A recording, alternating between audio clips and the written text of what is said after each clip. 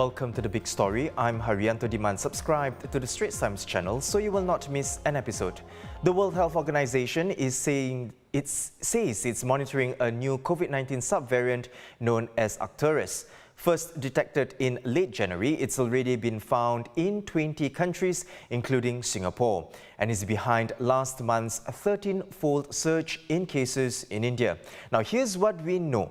Also known as XBB.1.16, it is the result of two other variants from the Omicron variant BA.2. It's not thought to be any more severe than the Kraken variant, which is the most infectious subvariant until now, because studies are showing that Arcturus is 1.2 times more transmissible. Symptoms include fever, headaches, body pain, abdominal discomfort, and sore throat, although many who have been infected have also reported conjunctivitis and sticky eyes. The current wave in Singapore that saw more than 28,000 cases reported on the last week of March is said to be driven by Arcturus and other subvariants. There are currently over 40,000 active Covid-19 cases in India, where the country has recorded its highest weekly number in 7 months. The new wave has prompted at least 2 Indian states to reintroduce mask wearing in public places. Doctors, though, are urging calm, saying that there hasn't been any uptick in fatalities yet. The Singapore Business Federation is calling for the easing of foreign worker measures to provide immediate relief for businesses starved of labour. Now, this is especially for small and medium enterprises. This comes as more than half of the frontline workers here saying their workload has piled up as they try to meet the pent-up demand from the country's post-pandemic reopening. This workload contributing to almost a third of them thinking about quitting several times a month. The government uses a quota and levy system to regulate the size of the foreign workforce in Singapore. And SBF hopes policymakers would pause the raising of foreign worker levy rates for a few years, remove age-differentiated S-pass salaries, and expand interim measures to allow for more foreign worker housing.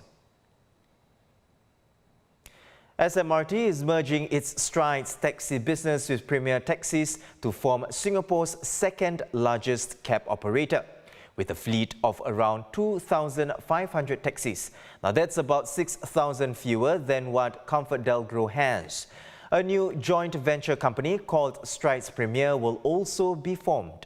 SMRT says all current rental agreements with drivers will not be affected by the merger. Singapore's taxi industry has been decimated by ride-hailing firms which entered Singapore a decade ago. There are fewer than 14,000 taxis on the road these days, less than half the fleet size in 2012.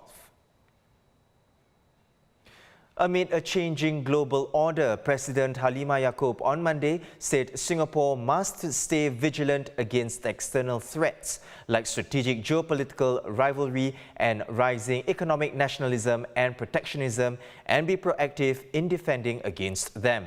And so 6 ministries are reiterating their initiatives to keep Singapore safe. For instance, under one main thrust of strengthening our defence capabilities, the Defence Ministry will transform the Singapore Armed Forces for 2040 and beyond, leveraging technology as well as investments in new capabilities across land, sea, air and even digital domains. The ministry will also review the National Service Medical Classification System and redesign vocational roles. The Ministry of Sustainability and the Environment will also look to strengthen the country's food and water security.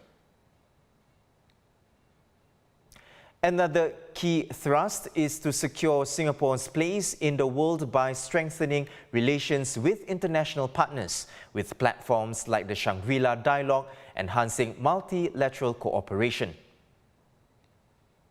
Finally, to foster a more sustainable lifestyle to adapt to and even lessen the impact of climate change, MSC will implement Singapore Green Plan initiatives to achieve net zero emissions by 2050, while the Transport Ministry will encourage the use of cleaner energy vehicles expand the rail network to encourage a shift from public transport from private vehicles, and make roads more people-friendly, inclusive, and convenient.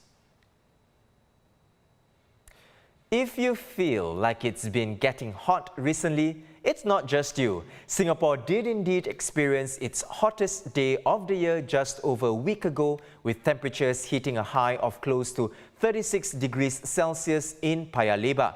The National Environment Agency explains that it is not uncommon for daily maximum temperatures to exceed 35 degrees Celsius, as Singapore is currently in the inter-monsoon period, which started this month and extends to May.